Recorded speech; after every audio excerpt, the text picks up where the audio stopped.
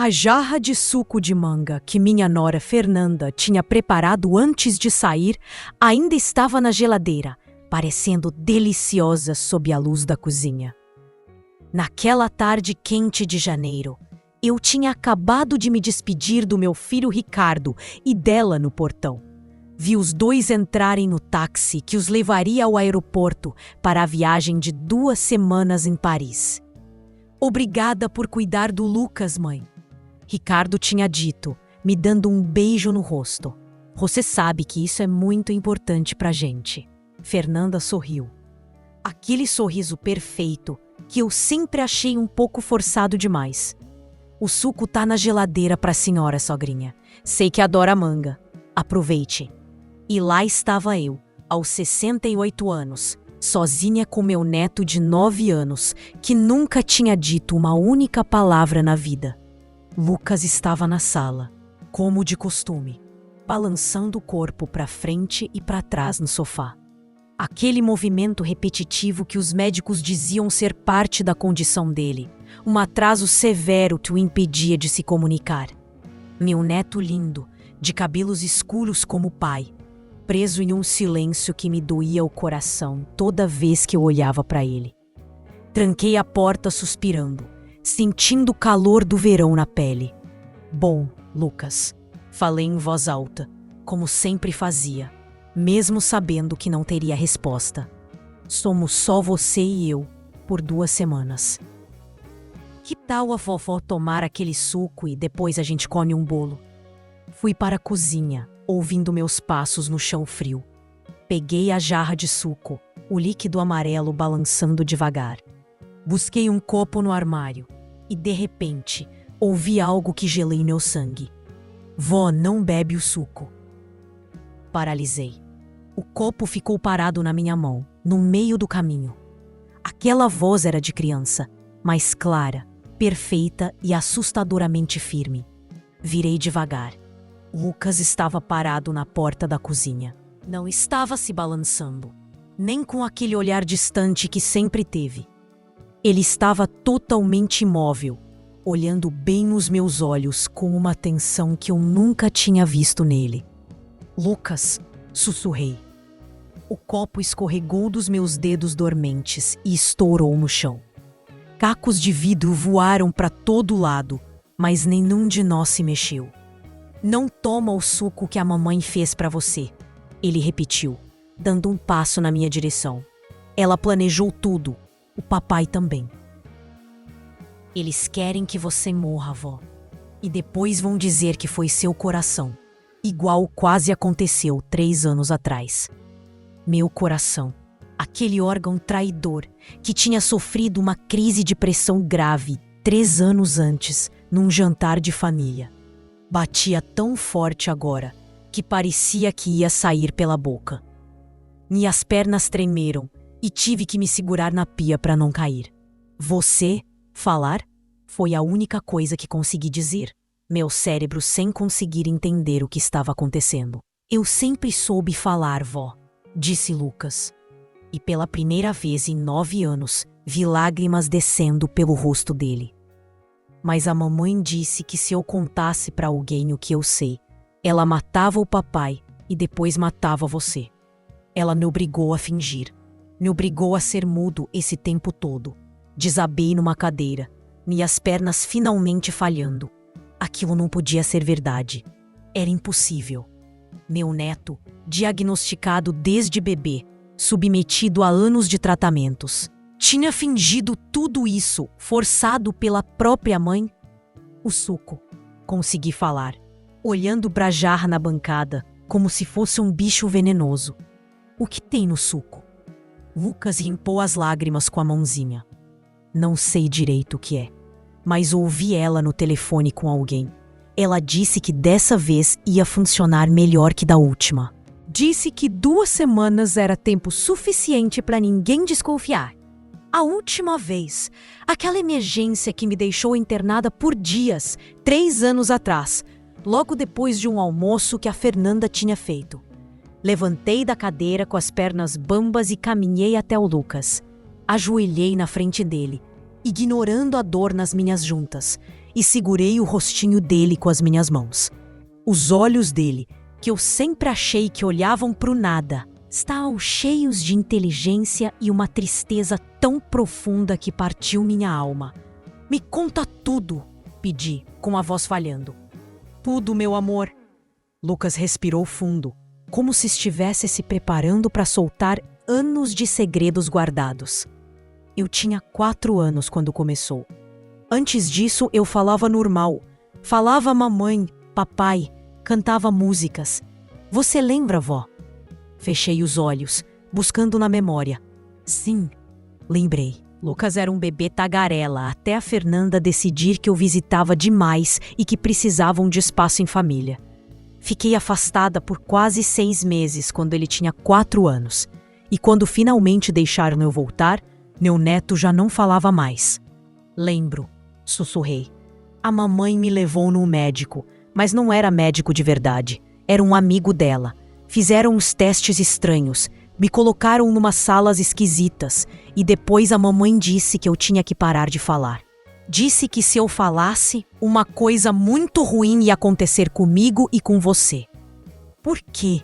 A pergunta saiu num gemido. Por que ela faria isso com você? Pelo dinheiro, disse Lucas, com uma seriedade assustadora para uma criança de 9 anos. Eu ouvi ela falando muitas vezes. Você é rica, vó.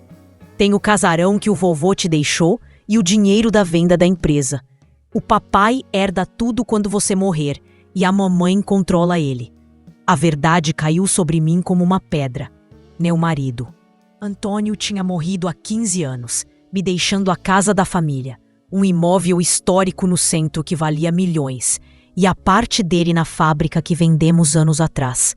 Ricardo era meu único filho, meu único herdeiro. Mas o que seu silêncio tem a ver com isso? Se eu sou normal, o papai tem que trabalhar mais, ficar menos tempo em casa. Mas se eu sou especial, ele fez aspas com os dedinhos, a mamãe pode ficar em casa cuidando de mim. O papai trabalha dobrado para pagar meus tratamentos e ela faz o que quer. O que ela faz? Perguntei, mesmo sem querer saber a resposta.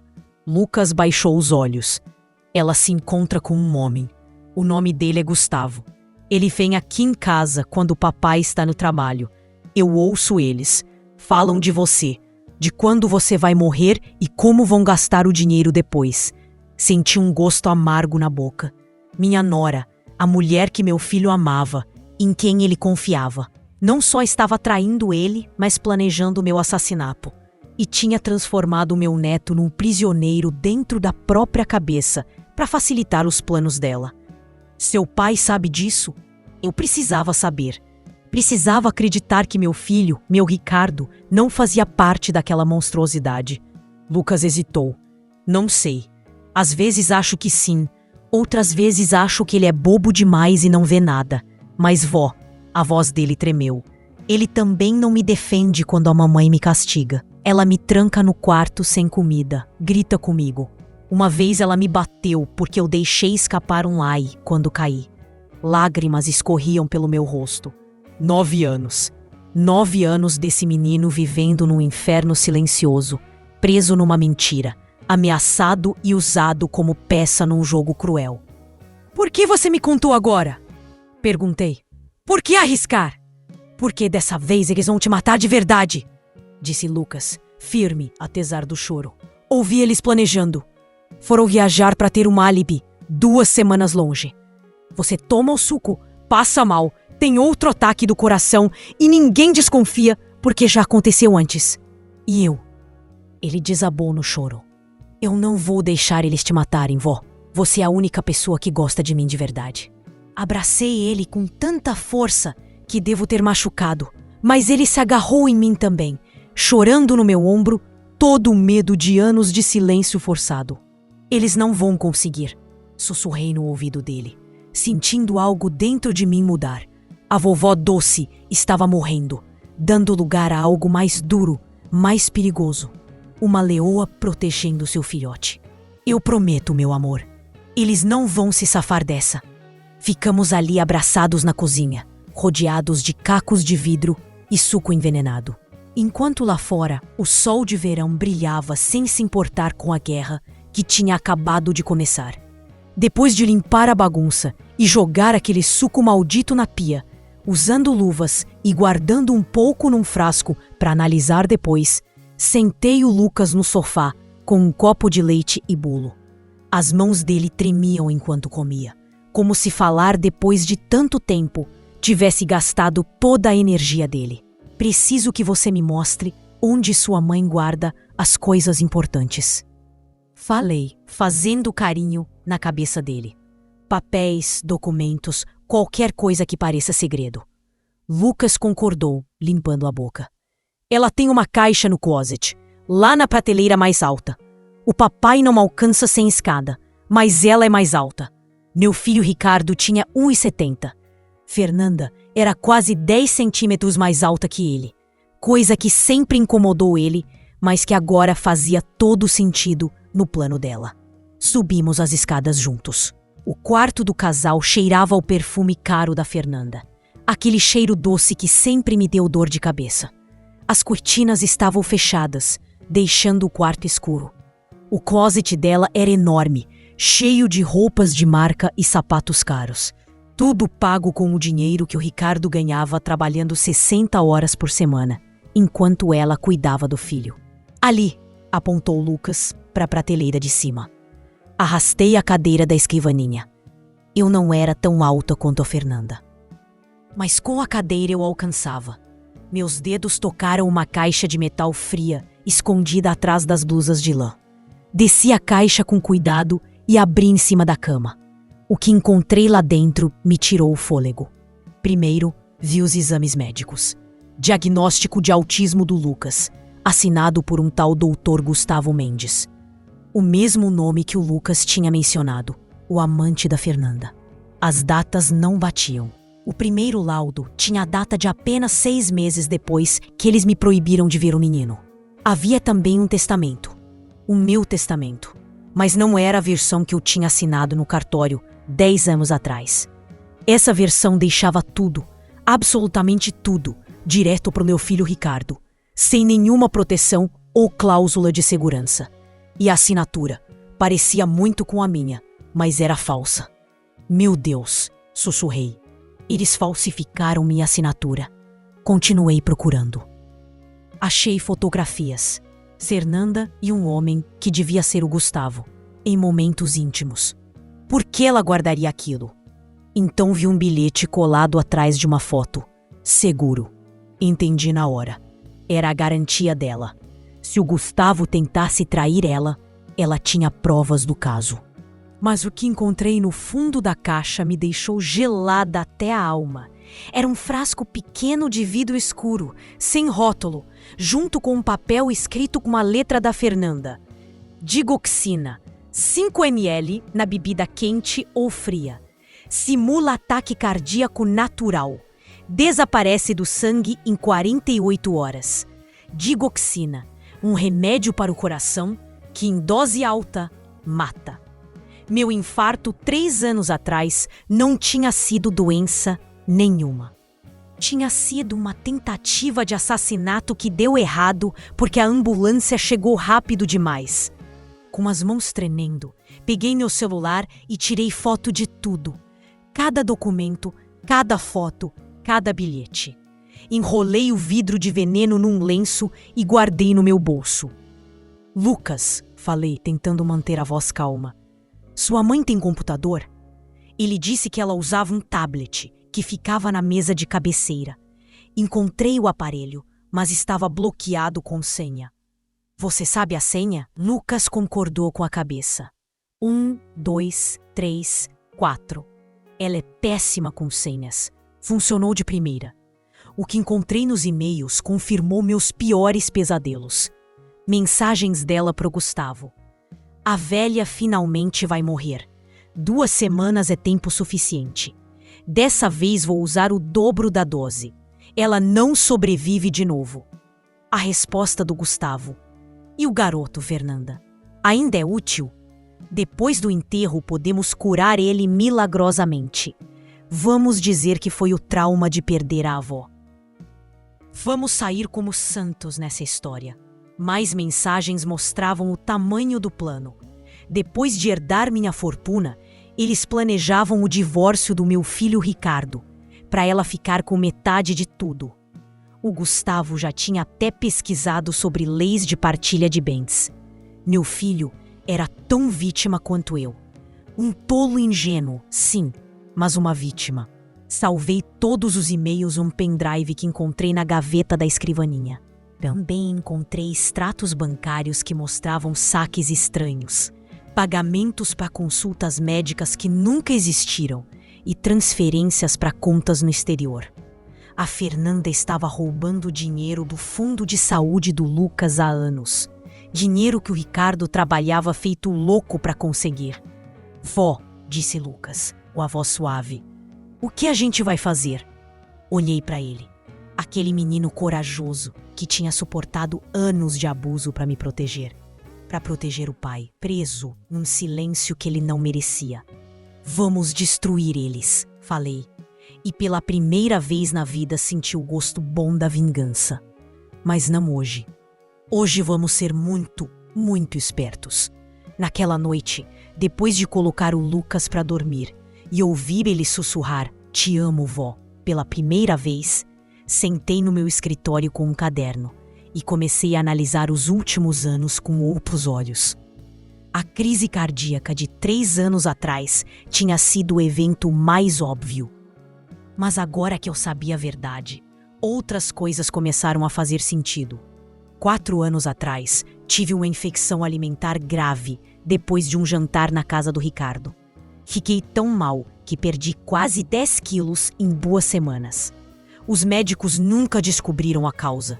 A Fernanda foi super atenciosa na minha recuperação, trazendo sopas e chás que agora eu percebia, provavelmente só serviam para me manter doente. 5 anos atrás, tive uma reação alérgica misteriosa que me deixou no hospital por 3 dias com falta de ar. Isso aconteceu logo depois de tomar um café que a Fernanda tinha feito numa visita à minha casa. E teve o acidente na escada, 6 anos atrás. Eu jurava que tinha óleo nos degraus da entrada. Escorreguei e quebrei o pulso. A Fernanda estava me ajudando no jardim naquele dia e insistiu em ficar para fazer o jantar. Anos de tentativas sistemáticas de me matar, mas tinha algo mais, algo muito mais antigo. Lembrei da morte do Antônio. Meu marido morreu de um ataque cardíaco fulminante há 15 anos. Ele era robusto, saudável, sem nenhum problema de coração. O ataque aconteceu enquanto ele dormia. Isso foi 3 anos depois que o Ricardo se casou com a Fernanda. Levantei num pulo, com o coração disparado. Desci até a sala e peguei uma caixa de fotos antigas no armário. Procurei até achar as fotos do enterro do Antônio. Lá estava a Fernanda, jovem, com 25 anos, com uma cara triste. Mas numa foto específica, tirada sem querer durante o velório, ela aparecia olhando o celular e sorrindo. Meu sangue gelou. Voltei para o escritório e pesquisei sobre a digoxina. Os sintomas de overdose eram idênticos a um infarto maciço e depois de 48 horas não deixava rastros numa autópsia comum. O Antônio morreu em casa, na nossa cama. A Fernanda tinha insistido em dormir lá naquela semana, porque o Ricardo estava viajando a trabalho. Ela fez o jantar para nós. Fez um chá de ervas antes de dormir para ajudar com o estresse. Meu Deus, sussurrei no escuro. Ela matou ele. Ela matou meu marido. Tudo se encaixava. Com o Antônio morto, eu herdei tudo. E eu, como mãe dedicada, naturalmente deixaria tudo pro meu único filho quando morresse. Fernanda só precisava de paciência e do plano certo. Mas por que esperar tanto tempo? Por que não me matar logo depois do Antônio? A resposta veio como um soco. Lucas. Fernanda engravidou logo depois da morte do Antônio. Ela precisava que o Ricardo estivesse estável. Precisava que eu estivesse viva para ajudar financeiramente. Para ser a avó generosa que comprava coisas e dava dinheiro. Mas quando o Lucas tinha uns 4 anos e ela conheceu o Gustavo, tudo mudou. Ela não precisava mais manter as aparências. Podia acelerar o plano. Revirei nos registros bancários.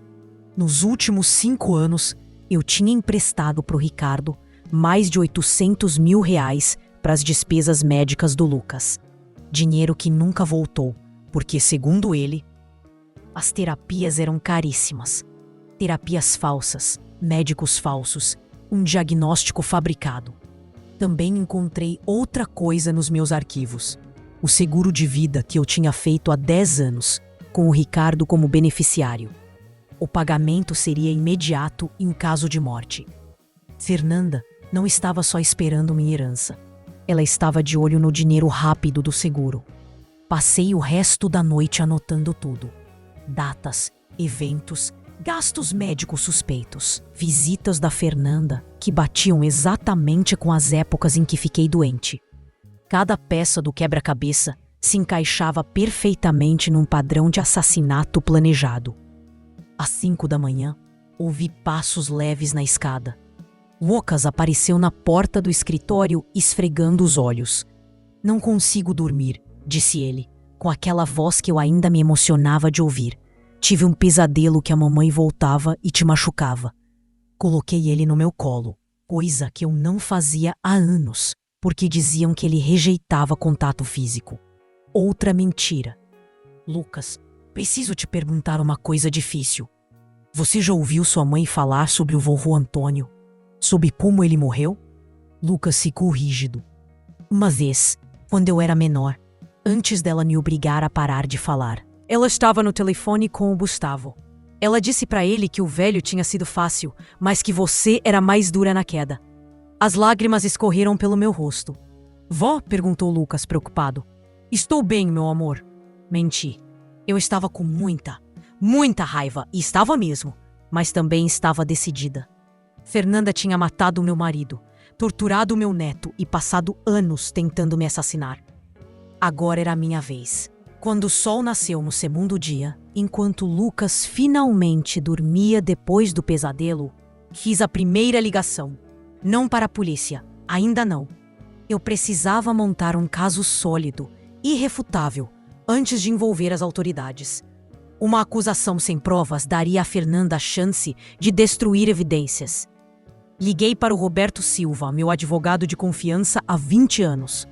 Acordei ele, mas quando ouviu a urgência na minha voz, ele ficou alerta na hora. "Roberto, preciso te ver hoje. Não por telefone", completei. "Vem agora e traga um perito digital." Roberto chegou em 30 minutos. Quando mostrei o testamento falso, ele ficou pálido. Quando mostrei o vidro de digoxina e os e-mails, ele ficou furioso. Mas quando Lucas olhou para ele e disse: "Oi, senhor Roberto, minha mãe é uma pessoa má", o advogado chorou. Passamos os dias seguintes em uma atividade frenética, mas silenciosa. Roberto acionou seus contatos na polícia. Um investigador particular foi contratado para vigiar o Gustavo. Instalamos câmeras escondidas na sala e na cozinha. Fizemos cópias de segurança de tudo. O tablet da Fernanda foi clonado por um especialista. Quando chegou o dia da volta deles, a casa estava pronta. O cenário estava montado. Ouvi a chave girar na porta. Era final de tarde. Eu estava sentada na minha poltrona favorita na sala, de costas para a entrada, imóvel. Lucas estava escondido no andar de cima, protegido por uma policial apaisana. "Mãe?" A voz do Ricardo ecoou no corredor.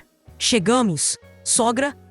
A voz da Fernanda era doce, mas carregava uma expectativa ansiosa. "Ricardo, que estranho! A casa está tão silenciosa. Será que ela?"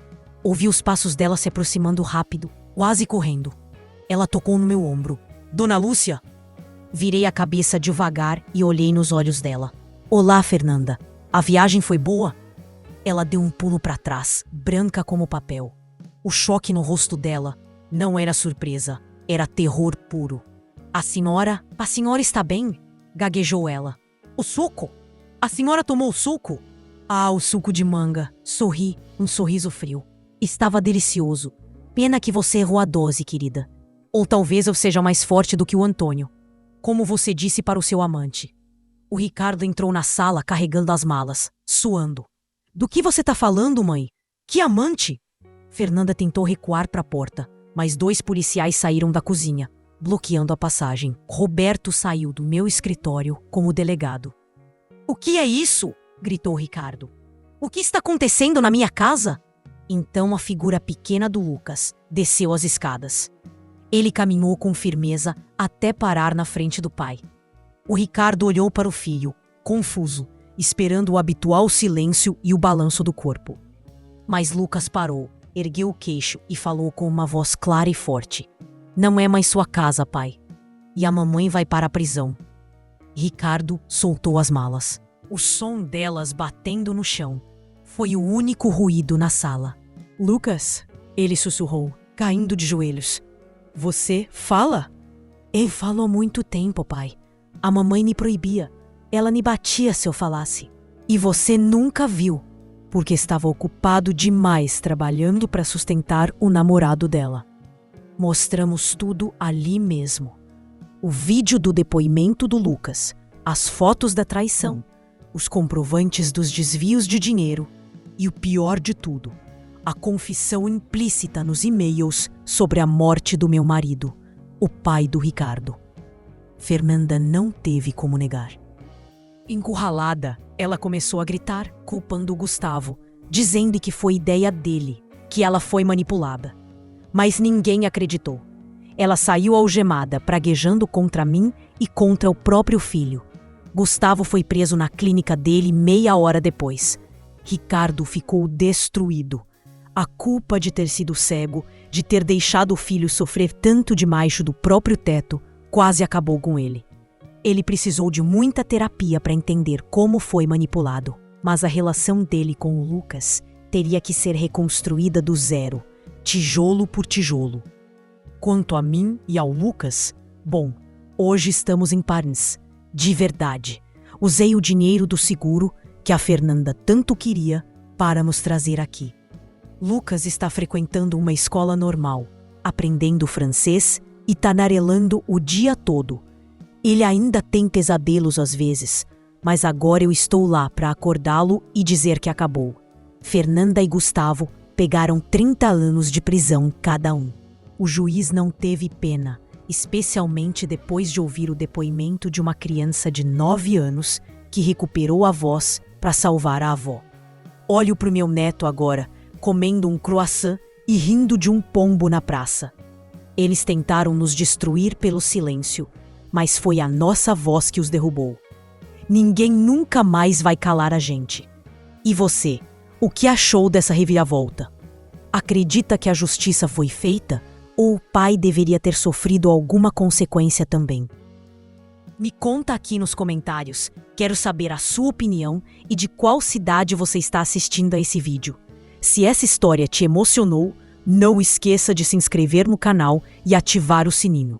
Toda semana eu trago relatos surpreendentes como esse para você. Até a próxima!